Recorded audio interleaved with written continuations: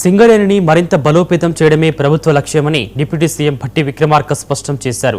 కేంద్రంతో పోరాడి తాడిచర్ల 2 బొగ్గు బ్లాక్ను సాధించామని తెలిపారు. రాష్ట్రంలో విద్యుత్ అంతరాయాలకు చెక్ పెట్టేందుకు 108 తరహాలో పవర్ అంబులెన్స్ సేవలను అందుబాటులోకి తీసుకొచ్చామని వెల్లడించారు. పెరుగుతున్న విద్యుత్ డిమాండ్కు అనుగుణంగా నిరంతర సరఫరాపై దృష్టి పెట్టామని చెప్పారు. ఎల్నినో ప్రభావంపై అప్రమత్తంగా ఉండాలని, ప్రజల్లో అవగాహన పెంచాలని అధికారులను ఆదేశించారు. కూర్చొని కష్టపడుతూ కార్మికులు కష్టపడుతూ ఉన్న అరకొర మైన్స్తోనే వాళ్ళు సాధ్యమైనంత వరకు ప్రొడక్షన్ తీసుకుంటూ ఈ పవర్ ప్రొడక్షన్ కోసం సప్లై చేసుకుంటూ సింగరేణి ముందుకు పోతూ ఉంది. I appreciate Singareni management and the workers also.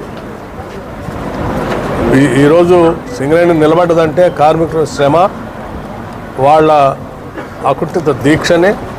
అట్లాగే సింగరేణి యాజమాన్యం సీరియస్గా తీసుకొని ఇన్ని ఇబ్బందులు ఉన్నాయని నిలబెట్టుకుందంటే ఆ యాజమాన్యం యొక్క మేనేజరియల్ స్కిల్స్. సో వాళ్ళని పూర్తిగా ప్రభుత్వం మద్దతు ఇస్తూ ఇంకా స్ట్రెంథన్ చేస్తూ భవిష్యత్తులో సింగరేణిని పటిష్టపరుస్తాం. దీని మీద దాదాపు 40-45 వేల మంది ఉద్యోగస్తులు, పర్మనెంట్ ఎంప్లాయీస్, 35,000 మంది కాంట్రాక్ట్ అవుట్సోర్సింగ్ ఎంప్లాయీస్ నివాసం ఉంటున్నారు, దాంట్లో జీవనం సాగిస్తున్నారు.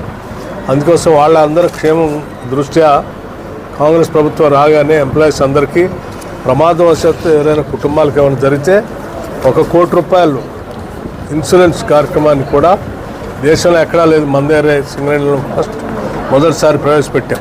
సింగరేణి